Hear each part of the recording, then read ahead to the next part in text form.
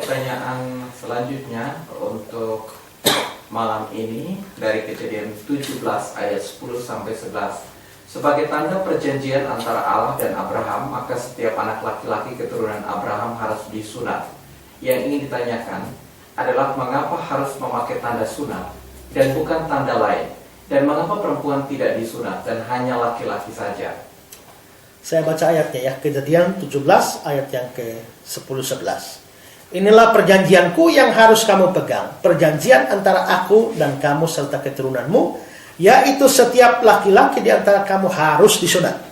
Haruslah dikerat kulit katanmu, dan itulah akan menjadi tanda perjanjian antara aku dan kamu.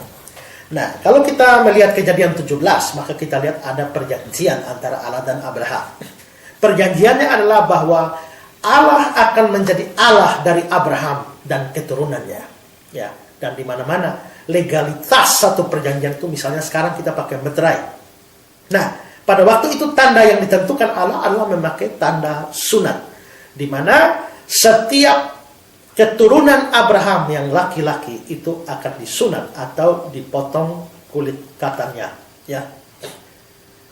Nah, mengapa perjanjian itu harus ditandai dengan sunat?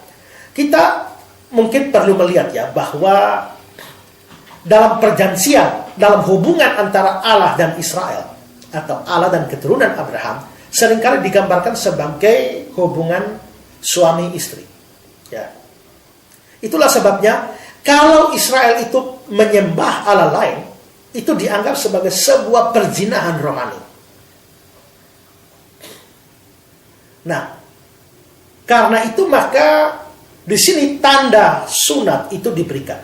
Menggunakan tanda sunat, yaitu memotong kulit katan dari seorang laki-laki. Mengapa Allah memilih tanda itu? Tanda itu, kalau Allah memilih tanda itu, karena dengan tanda itu, setiap orang atau setiap laki-laki dari keturunan Abraham, dia akan sekitar 5-10 kali setiap hari ketika mereka pergi untuk membuang air kecil atau membuang air besar, mereka akan melihatnya. Jadi ini adalah satu tanda yang sangat efektif untuk mengingatkan mereka bahwa mereka adalah umat Allah. Jadi mereka tidak boleh menyeleweng dengan bangsa lain. Mereka tidak boleh berzina dengan bangsa lain, dengan Allahnya bangsa lain.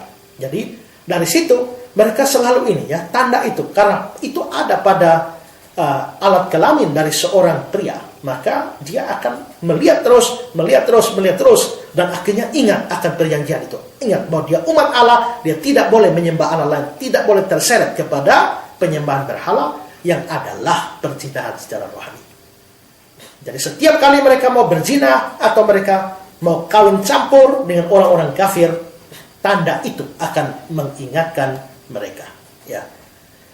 Perlu diingat juga bahwa banyak sekali agama-agama kafir pada waktu itu yang mempraktekkan free sex dalam upacara keagamaan mereka, sehingga tanda itu sekaligus bisa mencegah mereka untuk mengikuti agama-agama kafir. Ya, itu mengapa sampai mereka perlu tanda itu diberikan, yaitu tanda sunat. Nah, mengapa sunat hanya berlaku bagi laki-laki dan tidak bagi perempuan? Ya karena tidak menyenangkan ya kalau itu dilakukan pada perempuan. Juga perhatikan bahwa menurut 1 Korintus 11 ayat 3, laki-laki itu adalah kepala dari perempuan, sehingga perempuan dianggap ada di dalam laki-laki. Jadi dengan memberi tanda kepada laki-laki itu, maka perempuan sudah termasuk di dalamnya. Selain itu juga karena perempuan tidak terlalu dianggap atau dihargai pada zaman itu. Yang penting pada waktu itu adalah laki-laki, sehingga tanda itu hanya diberikan kepada orang laki saja dan perempuan tidak. Ya.